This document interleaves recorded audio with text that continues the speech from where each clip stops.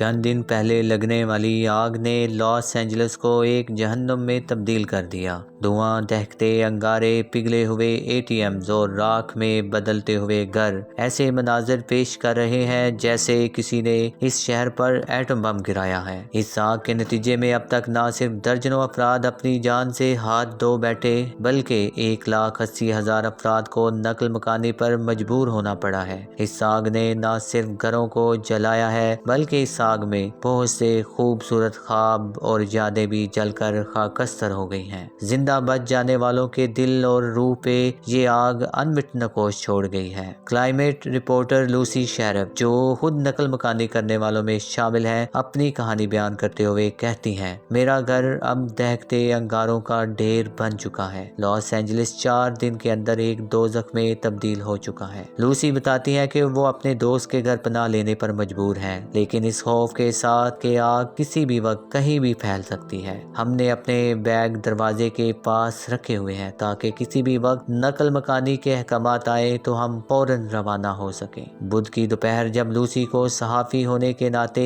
اپنے گھر واپس جانے کی اجازت ملی تو ان کے دل پر بجلیاں گر گئیں۔ ہم اپنے گھر کے قریب پہنچے تو ہم نے فائر انجنز اور دہکتے شعلے دیکھے۔ جیسے ہی ہم نے اپنے گھر کا حال دیکھا، میں ایسے پیچھے ہٹی جیسے کسی چیز نے مجھے زور سے دھکیل دیا ہو۔ پورے محلے میں جہاں ایک وقت میں 20 گھر کھڑے تھے، اب صرف انگارے اور راکھ باقی ہے۔ لوسی کہتی ہے، ہمارا 90% علاقہ زمین بوس ہو چکا ہے، سب کچھ ختم ہو گیا ہے۔ میں اب اس صدمے سے باہر نہیں نکل پا رہی ہوں کہ میری کمیونٹی نے سب کچھ کھو دیا۔ وہ مزید کہتی ہیں کہ انہیں اپنے ہمسایوں کو فون کر کے یہ بتانا پڑا کہ ان کے گھر بھی جل چکے ہیں، اور میں نے اپنے الفاظ ڈھونڈنے کی کوشش کی لیکن کچھ کہنا بہت مشکل تھا۔ جب وہ اپنے سامان کے بارے میں بات کرتی ہیں تو ان کے الفاظ دکھ اور خود احتسابی سے بھرپور ہوتے ہیں۔ میں بیڈ روم میں کھڑی اپنی جیولری اور کپڑوں کو دیکھ رہی تھی اور سوچ رہی تھی کہ مجھے کیا لے کر جانا چاہیے۔ پھر مجھے احساس ہوا کہ ان سب چیزوں کی ضرورت نہیں ہے۔ میں نے صرف اپنی نانی کی انگوٹھی، پاسپورٹ اور برتھ سرٹیفکیٹ اٹھائے اور باقی سب کچھ جلنے کے لیے چھوڑ دیا۔ لوسی اب لاس اینجلس چھوڑنے کا ارادہ رکھتی ہے۔ میں سوچ رہی ہوں کہ اپنے دوستوں کے پاس شمال کی طرف چلی جاؤں جہاں آگ کا خطرہ نہ ہو، لیکن خیال کہ میرے پاس واپس جانے کے لیے کچھ نہیں رہا بہت دکھ دیتا ہے۔ نہ گھر، نہ لائبریری، نہ کمیونٹی سینٹر، سب کچھ ختم ہو چکا۔ یہ کہانی صرف لاس اینجلس کی آگ کی نہیں بلکہ اس المیے کی ہے جو قدرتی آفات کے نتیجے میں انسانوں پر گزرتا ہے۔ یہ ان لوگوں کی کہانی ہے جنہوں نے